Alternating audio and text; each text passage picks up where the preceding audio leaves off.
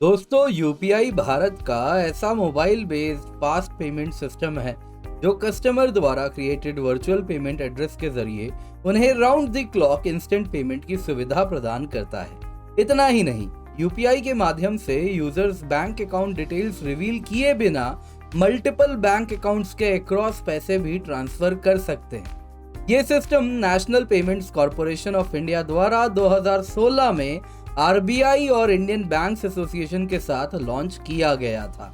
यकीनन आप में से भी ऑलमोस्ट सभी लोग यूपीआई का उपयोग अपनी रोजमर्रा की जिंदगी में करते होंगे और इसलिए युवाओं के यूजर एक्सपीरियंस और प्रेफरेंस को समझने के लिए सीएनबीसी टीवी 18 ने एक सर्वे कंडक्ट किया जिसमें काफी दिलचस्प बातें सामने आई, खास तौर पे मिलेनियल्स और जेन जी के एक्सपेंडिचर पैटर्न को लेकर। दोस्तों, आज के इस वीडियो में हम यूपीआई पर चर्चा तो करेंगे ही, साथ ही हम इस सर्वे के रिजल्ट्स पर भी गौर फरमाएंगे, जिससे हम ये जान पाएंगे कि आने वाले समय में यूपीआई देश की जनता के लिए कितना इंडिस्पेंसेबल साबित होने वाला है। क्या ये टेक्नोलॉजी लोगों के जीवन में परमानेंट जगह बना पाया है या हर ट्रेंडिंग तकनीक की तरह ये भी कुछ सालों में डिसअपीयर हो जाएगा। इस वीडियो में हम सर्वे को आधार बनाते हुए देखेंगे कि क्या यूपीआई मिलेनियल और जेन जी के लिए रिवॉल्यूशनरी साबित हुई है, क्या इस सिस्टम की मदद से लोगों ने अधिक सेविंग्स की है और क्या भारतीय इकोनॉमी के लिए लो सेविंग्स वाली पॉपुलेशन बेनिफिशियल साबित हो सकेगी। वैसे ये टॉपिक और इस सर्वे का डेटा आप मेंस, एसे राइटिंग और जीएस3 आंसर्स में भी यूज कर सकेंगे। तो चलिए बिना किसी देर के वीडियो शुरू करते हैं। दोस्तों, मेरा नाम किंजल चौधरी है और मैं आपके समक्ष ये वीडियो लेकर के आया हूँ जो कि बहुत ही जानकारी से भरी हुई है और आपके लिए एग्जाम में भी बड़ी इंपॉर्टेंट होने वाली है। दोस्तों, ये बात किसी से छुपी नहीं है कि यूपीआई की सुविधा ने पैसे ट्रांसफर को सक्षम करने की जटिल प्रक्रिया को समाप्त कर दिया है, जबकि आईएमपीएस, एनईएफटी के ट्रेडिशनल मेथड्स में रिसीवर के name, contact number, bank account number, IFSC आदि के प्रोविजंस की आवश्यकता होती है। यूपीआई पेमेंट के लिए केवल एक यूपीआई आईडी की आवश्यकता ही होती है जो प्रत्येक यूजर के लिए यूनिक होता है। यूपीआई आईडी ऑनलाइन ट्रांजैक्शन या पैसे ट्रांसफर के लिए एक वर्चुअल पेमेंट एड्रेस के रूप में कार्य करता है। अपने 6 साल के इस सफर के दौरान यूपीआई एक पॉपुलर मोड ऑफ पेमेंट और मनी ट्रांसफर के रूप में उभर कर सामने आया है। पिछले कुछ वर्षों में यूपीआई ने कमाल की परफॉर्मेंस भी रजिस्टर की है। एनपीसीआई के डेटा से तो ये भी पता चलता है कि पिछले कुछ वर्षों में ट्रांजैक्शन वॉल्यूम्स और ट्रांजैक्शन वैल्यूज दोनों लगातार बढ़ रहे हैं। 2016 में 893 करोड़ रुपीस से अधिक 2.65 मिलियन ट्रांजैक्शंस हुए, वहीं 2022 में लगभग 125 लाख करोड़ रुपए के 74,000 मिलियन से अधिक ट्रांजैक्शंस देखने को मिले।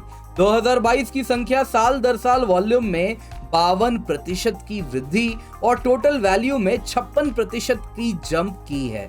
आरबीआई के पेमेंट विजन 2025 के अनुसार यूपीआई से 50% की औसत वार्षिक वृद्धि दर्ज करने की उम्मीद है। इसके अलावा यूपीआई को अपनाने की वजह से सिर्फ ऑनलाइन स्टोर्स और कारोबार ही नहीं है जिनके कारोबार में हाई जंप देखा गया है, बल्कि इसने brick and mortar consumer facing entities के संचालन के तरीके को भी बदल दिया है, चाहे वो मॉम एंड पॉप स्टोर्स हो या रेस्टोरेंट या क्लोथिंग स्टोर्स या ट्रैवल एजेंसी क्यों ना हो। इतना ही नहीं, यूपीआई के अमेजिंग सक्सेस रेट को देखते हुए भारत सरकार के बीच भी ये हमेशा चर्चा का विषय बना रहता है। हाल ही के गूगल इवेंट पर information technology minister Shri Ashwini Vaishnaw ji ने यहाँ तक कहा कि UPI platform already Nepal, UAE, France और यूके में डिप्लॉय किया जा रहा है। वहीं दूसरी ओर यूपीआई फुटप्रिंट को फर्दर एक्सपैंड करने के लिए भारत 30 और देशों से बातचीत कर रहा है। इसके अलावा इस बात को भी इनकार नहीं किया जा सकता कि यूपीआई बिगेस्ट जनरेशनल चेंजेस में से एक रहा है जिसने भारत को काफी प्रभावित किया है।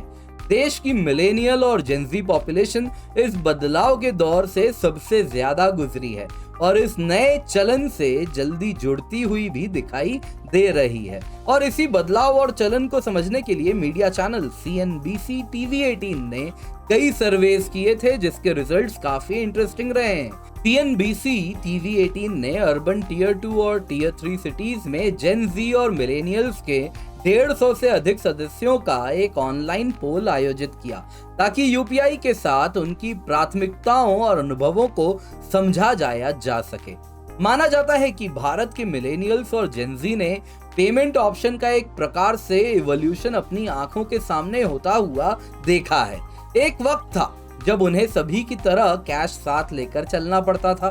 फिर आया डेबिट और क्रेडिट कार्ड्स का दौर, जिसके बाद इन कार्ड्स की जगह नेट बैंकिंग ने ले ली, और अब उनके पास यूपीआई के कारण ये चॉइस है कि वो केवल अपने मोबाइल फोन से स्कैन एंड पे कर सकते हैं। एक्सपर्ट्स का कहना है कि इस चॉइस ने इन दो पीढ़ियों के खर्च करने के तरीकों को भी पूरे तरीके से बदल कर रख दिया है। खैर, पोल के परिणाम बताते हैं कि कन्वीनियंस फैक्टर्स के कारण यूपीआई युवाओं में लोकप्रिय हुआ है। पोल से ये भी पता चला है कि युवा अक्सर फूड एग्रीगेटर एप्स के माध्यम से फूड का ऑर्डर देते समय अपने यूपीआई एप्स का ही प्रयोग करते हैं। उनमें से 79% ने कहा कि ये उनका सबसे अधिक यूज केस है। वहीं बाहर जाकर ग्रोसरीज या रेस्टोरेंट में फूड लेने के लिए 72% यूथ यूपीआई यूज करती है। इसके अलावा 70% युवा ऑनलाइन शॉपिंग के लिए यूपीआई का इस्तेमाल करते हैं। अगर यूपीआई बेस्ड एप्स की बात करें तो यूपीआई वैसे तो गूगल पे, पेटीएम, फोन पे जैसे कई एप्स के जरिए इस्तेमाल किया जा सकता है, लेकिन CNBC के सर्वे के अनुसार गूगल पे अधिकांश लोगों की नंबर 1 चॉइस मानी जाती है। यूपीआई की इतनी लोकप्रियता केवल ईज ऑफ पेमेंट्स के कारण नहीं है, बल्कि लो ट्रांजैक्शन कॉस्ट के चलते भी है। लोग यूपीआई का इस्तेमाल अधिक मात्रा में करने लगे हैं क्योंकि ट्रांजैक्शन कॉस्ट बहुत कम है। लेकिन इस पोल में एक और पहलू भी देखने को मिला है। CNBC ने रिस्पोंडेंट से ये भी पूछा कि क्या यूपीआई के एक्सटेंसिव यूज ने उनकी सेविंग्स को कम किया है। CNBC TV18 के पोल के अनुसार भारत के 75% युवा जो डेली फाइनेंशियल ट्रांजैक्शंस के लिए ऑनलाइन पेमेंट एप्स का उपयोग करते हैं, उनका कहना है कि अपने एक्सपेंडिचर्स को ट्रैक करने के लिए उन्हें बैंक बैलेंस बार बार चेक करना पड़ता है।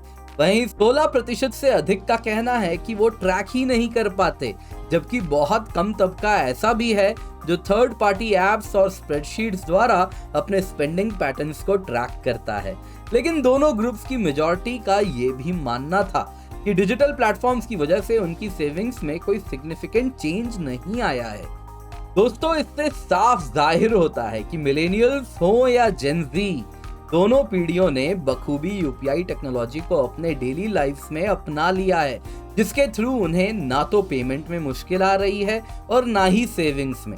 ये कहना भी गलत नहीं होगा कि 2022 भारत के यूनिफाइड पेमेंट इंटरफेस के लिए एक सॉलिड ईयर रहा है, और आने वाले वर्ष में इसमें तेजी से वृद्धि होने की उम्मीद भी है, क्योंकि इस प्लेटफॉर्म को अधिक से अधिक देशों के लिए एक्सेसिबल बनाया जा रहा है। वही डोमेस्टिक यूजर्स के लिए ये टेक्नोलॉजी एक बटन के क्लिक से स्पेंड, सेव और इन्वेस्ट करने के नए रास्ते खोलेगी। लेकिन इसका मतलब ये भी होगा कि आपको और हमें अपने खर्चे पर नजर रखने के लिए थोड़ा और केयरफुल रहना होगा। वहीं यूजर्स की बढ़ती संख्या को देखते हुए सरकार को और स्ट्रॉन्ग सिक्योरिटी प्रोटोकॉल्स एंश्योर करने की जरूरत है। खैर, आप यूपीआई के जरिए ज्यादा सेविंग्स कर रहे हैं या खर्च, हमें कमेंट सेक्शन में जरूर बताइएगा। तब तक के लिए कीप लर्निंग, कीप क्वेश्चनिंग। जय हिंद।